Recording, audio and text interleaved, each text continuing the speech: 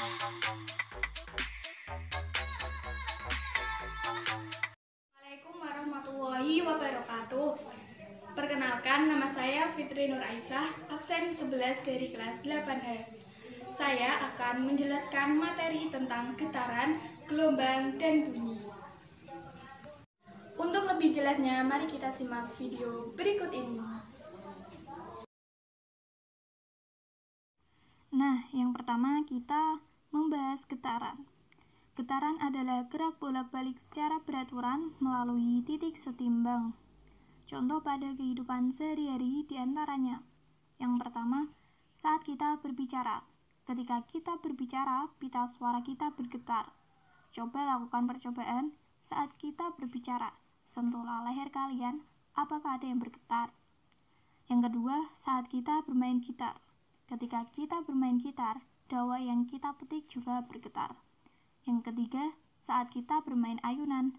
Ketika kita bermain ayunan, terdapat gerak bolak-balik dari depan ke belakang, lalu kembali lagi ke depan. Nah, itu juga termasuk contoh dari getaran. Getaran sering digambarkan dengan bandul seperti gambar di samping. Bisa dilihat bahwa bandul bergerak dari kanan ke kiri dan kembali lagi ke kanan.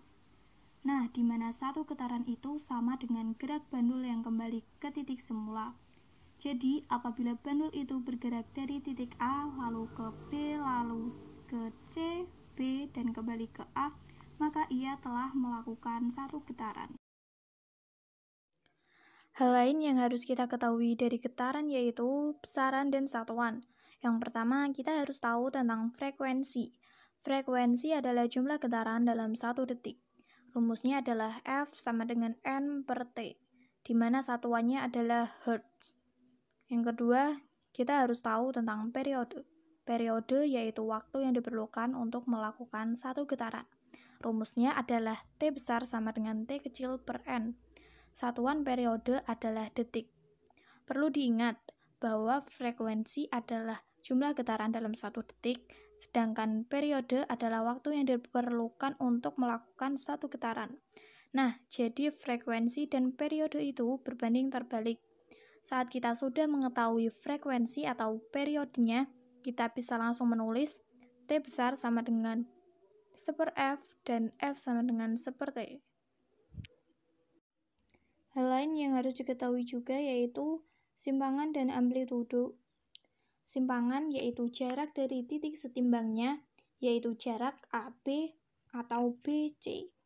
Sedangkan amplitudo adalah simpangan terjauh dari posisi setimbang atau sebesar panjang tali. Selanjutnya kita masuk materi gelombang. Gelombang adalah getaran yang merambat. Dalam perambatannya membawa energi. Berdasarkan sifat perambatannya, terdapat dua jenis gelombang, yaitu gelombang mekanik dan gelombang elektromagnetik. Gelombang mekanik yaitu gelombang yang merambat memerlukan zat perantara, contohnya gelombang air laut, gelombang bunyi, serta gelombang tali. Yang kedua, gelombang elektromagnetik, yaitu gelombang yang dapat merambat tanpa zat perantara atau ruang hampa. Contohnya gelombang cahaya, gelombang radio, dan sinar X. Berdasarkan bentuk perambatannya, gelombang dibagi menjadi dua jenis. Yang pertama, gelombang transversal. Gelombang transversal yaitu gelombang yang arah getarannya tegak lurus dengan arah rambatannya. Gelombang transversal terdiri dari bukit dan lembah.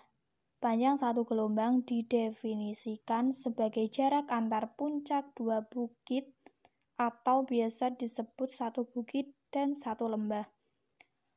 Contohnya gelombang permukaan air, gelombang tali yang dihentakan secara vertikal, dan gelombang cahaya.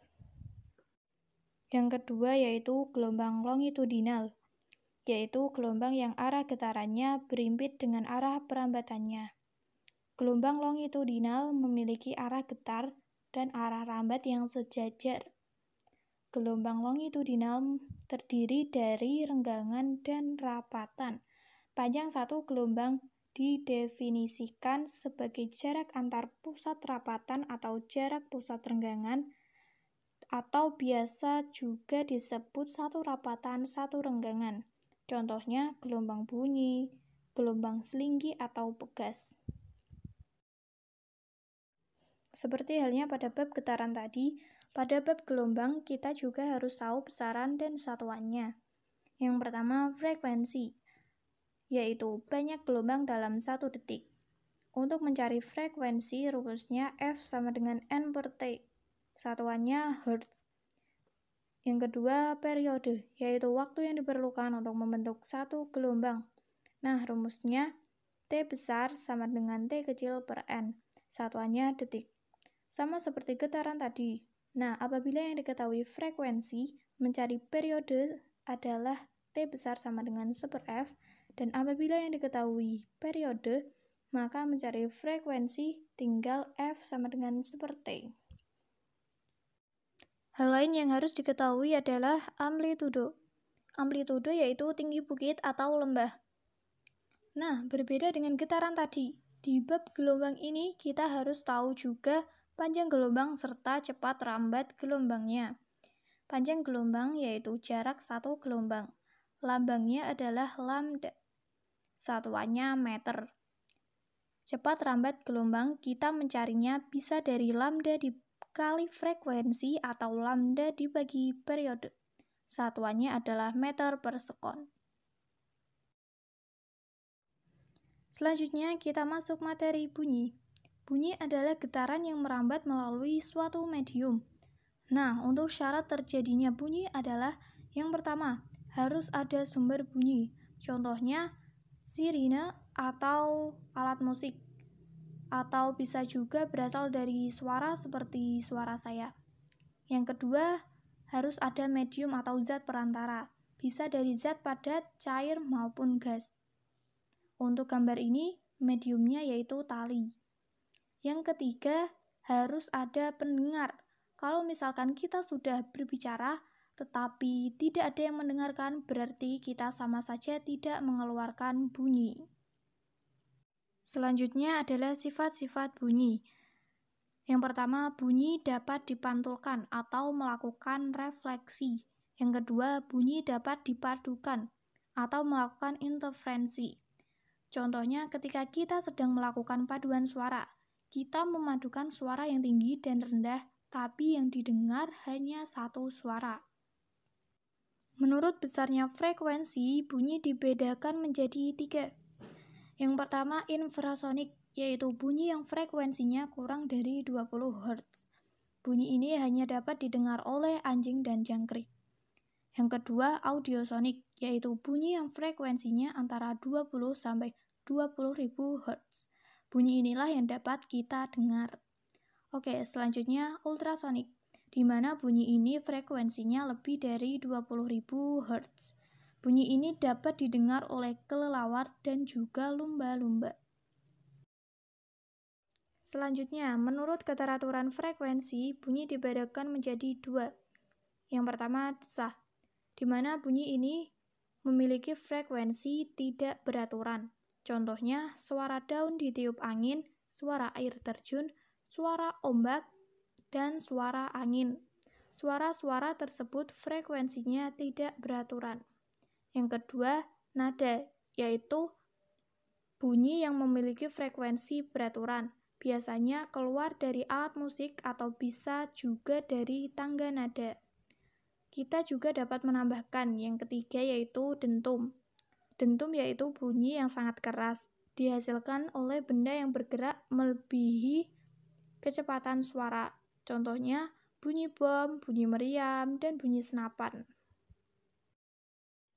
Selanjutnya, besaran dan satuan dalam bunyi yang harus kita ketahui. Yang pertama, kita harus mengetahui frekuensi bunyi. Frekuensi bisa dihitung dengan F sama dengan N per T. Satuannya Hertz.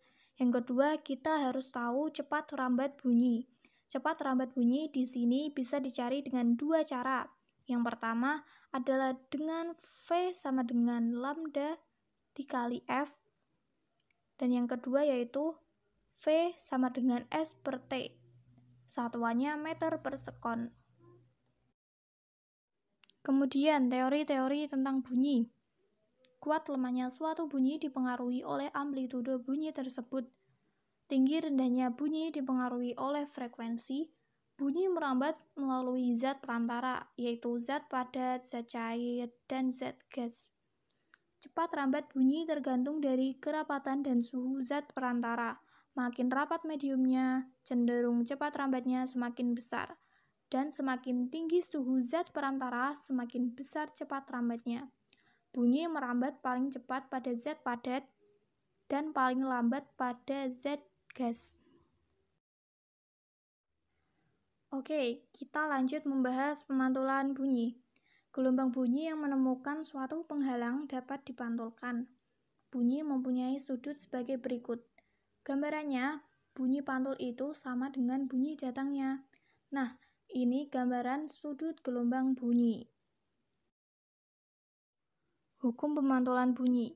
Hukum pemantulan bunyi dapat dituliskan sebagai berikut. Yang pertama, bunyi datang garis normal dan bunyi pantul terletak pada satu bidang datar. Yang kedua, sudut datang sama dengan sudut pantul. Nah, lanjut ke macam-macam bunyi pantul. Yang pertama, gaung, yaitu bunyi pantul yang terdengar hampir bersamaan dengan bunyi asli. Dengan adanya gaung, bunyi asli menjadi tidak jelas. Maka, untuk mengurangi gaung, kita dapat menggunakan peredam seperti busa, karton, atau karet. Untuk itu juga, kenapa saat kita menonton film di bioskop, kita harus menggunakan peredam seperti karet. Yang kedua, gema, yaitu bunyi pantul yang terdengar setelah bunyi asli. Gema dapat digunakan untuk mengukur jarak atau mengukur kedalaman laut menggunakan sonar, yaitu Sound Navigation and Ranging. Gema juga dapat digunakan pada alat USG. Selanjutnya adalah bagaimana mencari rumus bunyi pantul. Nah, saya memiliki smart solution di sini. Yang pertama, jadi untuk mencari bunyi pantul, kita bisa mencari jarak, kecepatan maupun waktunya. Dan di sini saya punya segitiga.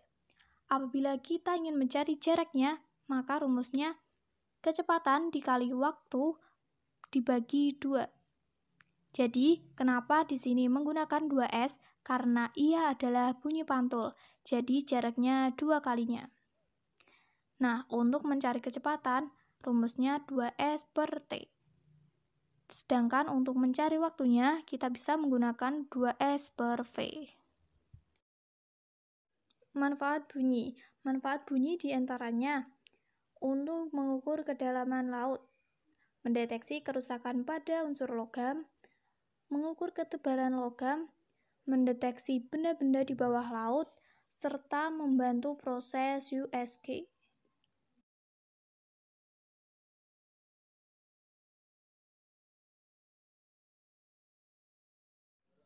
Gambar berikut merupakan bagian-bagian telinga dan fungsinya.